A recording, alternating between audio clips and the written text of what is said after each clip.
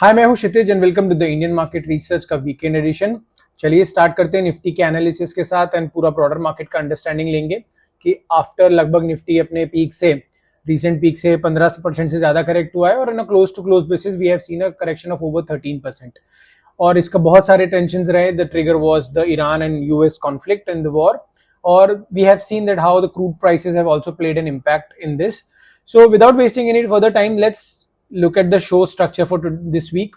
The show structure is simple. We'll start with the Nifty analysis. We have seen 6 weeks in red. So we'll look at the charts and see कि भाई 22,000 पे index stabilise होने की कोशिश कर रहा है कि नहीं कर रहा है।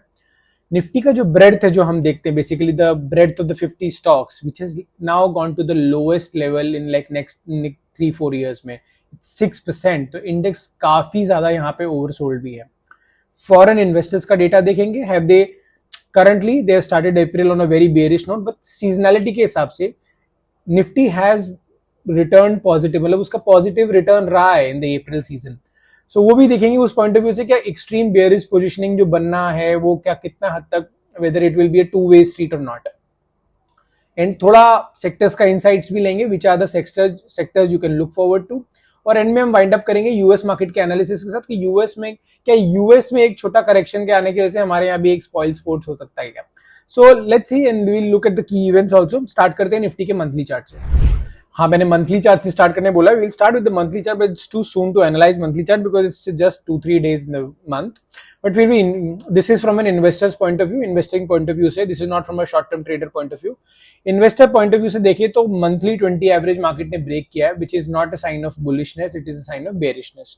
यानी कि तो हमारा पहला लुकआउट था कि द मार्केट में turn range bound from here. So मेरा मतलब है कि जब तक मार्केट 24,300 को रिक्लेम नहीं करता है, Nifty has officially entered into a range bound structure, not a bullish structure. Let's quickly jump to the weekly chart. Weekly chart क्या basically you can look if you have a swing trading perspective और short term time ले ले, 1 quarter 2 quarter के लिए आप market को देख रहे हैं तो उस पॉइंट ऑफ व्यू से ये चार्ट थोड़ा सा इंपॉर्टेंट हो जाता है और शॉर्ट टर्म ट्रेडिंग के लिए भी थोड़ा सिग्निफिकेंस है इसका। Now let's see weekly chart. Weekly chart पे we have seen successful like 3 successive dojis, 1 and 2 and 3. What is a doji? Doji is an indecision pattern where big people decide their positioning for like next month or next week or something like that. So basically it's an indecision pattern, which means ki either the high and the low has to be broken to decide the further momentum. Now if you look at the price action from a very like a overview lens, we are seeing a crossover of 20 and 50 moving averages on a weekly basis. This means it's a bearish structure, and on a pullback we have to look for a selling opportunity. If we have to look for a selling opportunity, then what should be the price structure? Price structure should be like, अगर हम simple तरीके से देखें तो एक one way में index आ गया है।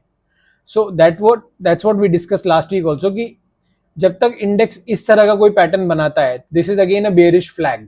टेक्निकल भाषा में इसे बेरिश फ्लैग बोलते हैं और इसका ब्रेकडाउन होता है तो और बेरिश होगा। लेकिन अगर मार्केट इस पैटर्न को नहीं बना के मार्केट कुछ इस तरह का पैटर्न बनाता है कि मार्केट यहां से ऊपर जाने की कोशिश करता है and during April तक यहाँ पे रहने के बाद then there is a pullback again in May, but this low is not broken. Okay, in May something like that. Again May में वापस weakness आती है, जून में whatever is the price action there, and then market यहाँ से ऊपर जाता है तो then this is a bullish price action. तो we have to see किस तरह का price action specifically is 24,300 से लेके और 800 से लेके 21,700 की रेंज में बचा। अब हो सकता है मार्केट इस लो को अगले वीक ही निकाल दे, तब डिस्कशन अलग हो जाएगा। What we are discussing is what we are seeing on the screen right now. Moving on to the daily chart. Daily chart पे हम देखते हैं for a short term trader जिनका व्यू सिर्फ 10-14 दिन का है, 10-15 दिन का व्यू है और इस महीने मंथली ट्रेडिंग वगैरह करते हैं, उसके हिसाब से यहां भी स्ट्रक्चर बेयरिश है। We saw a bearish crossover of 50 and 200 यहाँ पे हुआ लगभग 16 मार्च को। उसके बाद मार्केट ने 2-3 पुल बैक दिए और यहाँ पे फॉल उसके बाद भी देखने को मिला है। तो अगर मैं टेक्निकल पॉइंट ऑफ व्यू से देखूं तो this is the previous week का लो विच इज 22,200। इसका ब्रेक होने पे मार्केट को नेक्स्ट सपोर्ट दिख रहा है 21,900 and 21,700, which means basically market is a cluster of support approaching. मतलब डाउन साइड है, लेकिन क्या इतने गिरने के बाद और जिस मार्केट ने लगभग 2 साल से कोई रिटर्न नहीं दिया है उसको यहाँ पे एग्रेसिवली शॉर्ट किया जा सकता है क्या? विच आई डोंट थिंक सो किया जा सकता है, बिकॉज मार्केट टेक्निकली दो साल से 2024 सितंबर के बाद से साइडवेज रहा और हमें एक उसके बाद शार्प करेक्शन देखने को मिला है। इमीडिएट रेजिस्टेंस इज अराउंड 23,500, उससे पहले ये स्विंग वगैरह का कोई इतना सिग्निफिकेंस नहीं है, अगर शॉर्ट कवरिंग आएगी तो मार्केट इसको तुरंत निकाल देगा। So the first resistance is 23,400 and support is 22,200। इस रेंज में मार्केट वॉलेटिलिटी, क्योंकि जब अगर ये बॉटम बनने की फॉर्मेशन है तो यहाँ पे बहुत ज्यादा वॉलेटिलिटी बढ़ेगी, आपको मतलब एक एक कैंडल में 300 400 पॉइंट के मूव देखने मिलेंगे, जो हमें देखने को मिल भी रहे हैं। सो शॉर्ट टर्म ट्रेडर्स के लिए these are the levels to be mindful of, 23,500 and 22,200। ये ब्रेक होते हैं तो then again I will say कि शॉर्ट साइड में एग्रेसिव पोजीशन ना बनाए, रिमेन कॉशियस और थोड़ा लॉन्ग स्ट्रक्चर पे ही फोकस करें, थोड़ा आराम से ट्रेड करें, मतलब don't be in a rush. Moving on to the breadth analysis. Breadth analysis में हम क्या देखते हैं, how many of the Nifty 50 stocks are trading above their 50-day moving average. What indication it gives? It gives the basically whether the strength, there is some strength in the market or not. What is the reason? Reason ये रहता है basically if we are market participants तो we need some, मतलब अगर swing trading करते हैं, short term trading perspective है या किसी भी तरह का है, और अगर long term investor भी है, तो उस हिसाब से अगर आपको इस जोन को कैपिटलाइज करना चाहिए when the Nifty 50 basket is below the 50% threshold. और from a trader perspective or a trader point of view, this makes sense to the market to remain above the 50% threshold because strength रहेगी तो stocks अच्छे से चलेंगे, आपको follow through मिलेंगे, price action अच्छे से बनेगा। Currently the reading is around 6%. Like just like I said, this was not even noted around 2024. So basically market at its lowest level and there is a strong possibility that we may see a bounce from here to stabilize this. I'm not saying this will shot up to 50%. I'm just saying it's too oversold in the short term. There is a possibility that market may rebound up to this zone and can remain choppy in this zone for a while. The momentum and the strength of the market will be tested around 45 to 50 range. 50% के ऊपर जाने के बाद market में momentum और बढ़ सकता है। Okay, next data we monitor is basically what is the drawdown from peak to. जैसे कि मैंने स्टार्टिंग में बोला, Nifty is currently down from its peak around 16% 15% from its peak. I am not so कि मतलब जो प्रीवियस ऑल टाइम आया था अराउंड 300 का, 26,377 I think, something like that, वहां से निफ्टी अभी लगभग 15-16% निकल चुका है, विच इज हाईएस्ट लाइक इस जोन में था। और मैंने जैसे कहा था कि जब तक अब ये पीक नहीं निकलता है विच इज अराउंड 10%, तो यहाँ पे मार्केट थोड़ा स्टेबलाइज होने की कोशिश कर सकता है।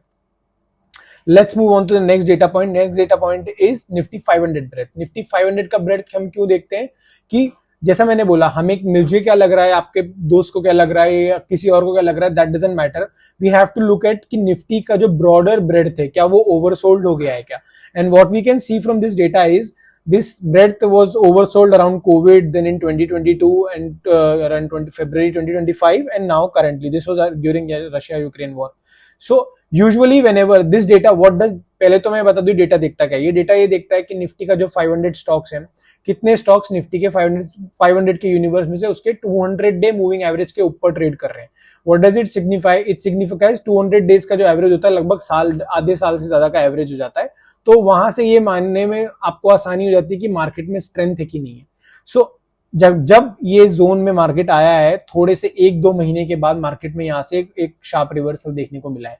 एकदम से थोड़े शार्प बाउट्स ऑफ रिकवरी आती है, बट बॉटम बनने में थोड़ा टाइम लगता है, 2-3 महीना लग जाता है। ऐसा नहीं है कि तुरंत बॉटम बन जाता है, थोड़ा समय लगता है। तो वो हाईलाइट करने का मतलब ये कि यहाँ पे 19 की रीडिंग है और ये बहुत ही ओवरसोल्ड रीडिंग है। तो मार्केट का 2-3 इंडिकेशन जैसे हमने देखा, निफ्टी 50 की ब्रेड, निफ्टी 500 की ब्रेड, तो इन्वेस्टिंग पॉइंट ऑफ व्यू से ये अच्छा एक डेटा है जिसको मॉनिटर किया जा सकता है। Moving on to the open interest data. Open interest, ये मैंने अप्रैल का डेटा प्लॉट किया है। ओपन इंटरेस्ट डेटा से हम क्या देखते हैं, we monitor open interest data to see options market में बड़े ट्रेडर्स की पोजीशनिंग कैसी है। What you can see, this green line is put open interest and red line is call open interest. Call resistance दिखाते हैं, put support दिखाते हैं। तो जैसे कि अभी आप देख सकते हैं 23,000 की स्ट्राइक पे दोनों बराबरी से लग गया है, विच मीन्स कि market participant also wants Nifty to remain sideways here. इसके 2-3 इंप्लीकेशंस है। 2-3 इंप्लीकेशंस है, मेरा मतलब ये कि इंडिया विक्स जो वॉलेटिलिटी इंडेक्स है वो काफी बढ़ गया है। इज देयर अ पॉसिबिलिटी कि विक्स में कूल ऑफ देखने को मिल सकता है, because premiums are very high options market में। तो इतने शार्प मूवमेंट के बाद होता क्या है कि retailers may try to buy options at this time and then that may result in losses, because IV high है और आपका आईवी कोलैप्स होगा तो आपको वहां से प्रीमियम में आप उसको डेल्टा कैप्चर नहीं कर पाएंगे। So there is a very high possibility that Nifty may consolidate in some time, अगर IV provided there is an India VIX में क्रश मिलने का। इंडिया विक्स 20 डे एवरेज या 50 डे एवरेज के आसपास पहुंच जाते हैं। तो इस डेटा को मॉनिटर कीजिएगा for short term. Now let's move on to the takeaway. Takeaway क्या है, जैसा मैंने डिस्कस किया था, टेक्निकली स्ट्रक्चर अभी भी शॉर्ट टर्म में साइडवेज टू बेरिश है जब तक मार्केट 23,500 के ऊपर सस्टेन नहीं करता है, बिकॉज वो एक रेंज है। ये 23,500 के बाद हम शॉर्ट टर्म स्ट्रक्चर को साइडवेज टू बेरिश नहीं रखेंगे, बट मैं रिपीटेडली कह रहा हूं, अग्रेसिव शॉर्ट नहीं प्लान किया जा सकता यहाँ पे, बिकॉज मंथली सपोर्ट के क्लस्टर पे मार्केट।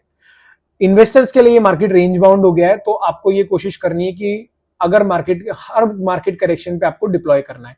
अभी अच्छे अपॉर्चुनिटीज है फॉर लॉन्ग टर्म इन्वेस्टिंग, मतलब ऐसा नहीं है कि पूरा ही यहाँ पे सब बर्बाद हो जाएगा टाइप्स। देयर आर वेरी ऐसे बिजनेसेस भी हैं इंडिया में जो एसेट हैवी हैं, टेलीकॉम स्पेस में हैं, और बहुत सारे ऐसे मतलब मेटल्स में हैं और एवरीथिंग, जहां पे इन बिजनेसेस को रेप्लिकेट करना मुश्किल होगा। तो लॉन्ग टर्म पर्सपेक्टिव से सोचिए कि ऐसा नहीं है सब कुछ खत्म हो रहा है, देयर इज स्टिल, तो इन्वेस्टिंग जरिए यहाँ पे जारी रखिए। नाउ जल्दी से हम दो सेक्टर देख लेते हैं जो हमने डिस्कस किया था, बिकॉज वीडियो का ड्यूरेशन लंबा नहीं करना है। एज आई डिस्कस्ड कि मेटल सेक्टर अभी स्ट्रांग लग रहा है, तो मेटल का आप पोजीशनिंग देख सकते हैं कि अगर आप मेटल सेक्टर में काम करना चाहते हैं तो मेटल सेक्टर के स्टॉक्स को देखे जा सकते हैं। ये स्ट्रांग स्टॉक है, स्ट्रांग सेक्टर लग रहा है, और अगर ये प्रीवियस वीक के लो के नीचे निकलता है तो then we will reassess the situation, but for now this is looking as a strong sector. Metal sector में आप देख सकते हैं। फार्मा में थोड़ा वेट किया जा सकता है, ये हालांकि ये भी एक मंथली चार्ट के हिसाब से देखिए तो एक स्ट्रांग सेक्टर ही है, but still I will wait and watch. अगर इस लो के नीचे निकलता है, यहाँ पे भी प्रीवियस वीक के लो के नीचे, तो शॉर्ट टर्म में आप यहाँ पे भी वीकनेस देख सकते हैं, but throughout basically some PSU banks and metals are reflecting strong momentum. Now let's quickly move on to the next chart. Basically मैंने एक मेंशन करना भूल गया स्टार्टिंग में, एक रीजन जो रिलीफ रैली आई है हमारी, एक हमने जो थर्सडे को देखी है, और देयर इज अ पोटेंशियल कि मार्केट यहाँ पे थोड़ा स्टेबलाइज कर सकता है। One was the USD INR chart. In the USD INR chart, we can see there is a bearish engulfing candle on the weekly chart, which means market में एक sharp bear attack हुआ है और INR मजबूत हुआ है in dollar comparison में, and we can see the current reading is around 92.68, which is a sharp लगभग 2% का correction है इस वीक। तो अगर यहाँ से मार्केट स्टेबलाइज होता है तो just as an insight there is a strong possibility कि ये इस वजह से होगा, बिकॉज INR में थोड़ा स्ट्रेंथ आई है in comparison to the dollar. Now let's look at the S&P 500। S&P 500 हम यूएस मार्केट का भी स्ट्रक्चर देख लेते हैं। लास्ट वीक हमने डिस्कस किया था कि यहाँ पे एक 50 और 20 का ब्रेकडाउन हुआ है, which is usually A bearish structure, but यहाँ पे हमें एक बुलिश कैंडल देखने को मिली है, which can be a sharp pull back, जो हमें यहाँ पुल बैक इस रेंज तक देखने को मिल सकता है। The level is around 678। अगर यहाँ से रिबाउंड आता है तो हम उस तरह से देखेंगे कि यहाँ पे रिबाउंड सस्टेन करता है कि नहीं करता है। If you look at the daily chart पे यू कैन सी 200 को मार्केट 200 EMA को S&P 500 is defending, but if there is a rejection from this zone or this zone, then we'll be monitoring it closely, because as you can see last time जब 200 EMA breach हुआ था यहाँ पे, जैसे मैं last week भी मैंने discuss किया था कि हम इस तरह के प्राइस एक्शन को कुछ देख रहे हैं कि यहाँ पे ब्रेच होने के बाद वापस रिक्लेम हुआ and then there was a breakdown. क्या इस तरह का कोई पैटर्न यहाँ पे अप्रैल में या फिर अप्रैल एंड में कुछ प्ले आउट होने वाला है कि नहीं? We will having a close eye, because उसकी वजह से हमारे मार्केट का भी सेंटिमेंट खराब हो सकता है इनमें। तो we'll keep a close eye, but for now there is a high possibility that it can test these zones, or basically unless this low is broken of 30th March, the S&P 500 can also stay in this range of 678 से आके जो 6343 के range में। Now we have come to the end of the show, और as such कुछ events नहीं है, but फिर भी मैं मतलब क्योंकि गुड फ्राइडे और संडे ईस्टर है तो यूएस मार्केट भी क्लोज्ड रहेगा फ्राइडे को, एंड ऑल दीज थिंग्स भी हैं, तो थोड़ा हॉलीडे का रहेगा। बट यूएस का और ईरान का जो कॉन्फ्लिक्ट है, जो न्यूज ड्रिवन मार्केट है, उसमें जैसा कि हम पहले भी डिस्कस कर चुके हैं, न्यूज ड्रिवन मार्केट में कोई लेवल्स रिस्पेक्ट नहीं होते हैं। कभी कभी वॉलेटिलिटी बढ़ने के कारण कुछ भी लेवल्स ब्रेक किए जा सकते हैं, तो उस चीज का हमें ध्यान रखना होगा कि news driven volatility next week भी रहेगी। ईरान से काउंटर स्टेटमेंट्स आते रहेंगे और डोनाल्ड ट्रंप कुछ भी बोलते रहेंगे, तो ट्रंप वॉलेटिलिटी हम इंपोर्ट करेंगे। लेट्स सी कैसे होता है।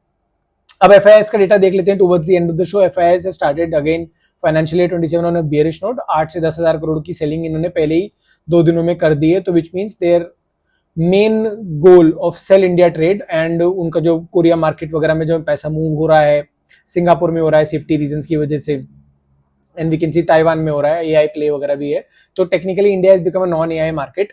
तो उस हिसाब से यहाँ पे आउटफ्लोज जारी हैं अभी भी, and they remain bearish. Index futures में भी देखें, this is for short term traders and traders again. Index futures का भी बेट देखें तो दे कॉन्स्टेंटली रिमेन नेट शॉर्ट। हालांकि थोड़ा इन्होंने कवर किया है, विच आई हाईलाइटेड बिकॉज दिस में भी बिकॉज ऑफ द INR थोड़ा यहाँ पे इन्होंने सेलिंग ज्यादा कर दी, तो मार्केट को they might and start earning from premium selling and all these things, तो थोड़ा यहाँ पे शॉर्ट्स को कवर किया गया है। तो इंटरेस्टिंग टाइम्स अहेड, बस ये ध्यान रखना है कि ट्रम्प वॉलेटिलिटी हम इस बार भी इंपोर्ट करेंगे, and we have to see basically कि किस तरह से हम अपने इन्वेस्टिंग जर्नी को चालू रखिए, मतलब this is the good time to invest for long term also. और ऐसा नहीं कि इंडिया में सब कुछ खत्म हो जा रहा है, तो feel free to reach out to me for any queries and all these thing, and happy investing.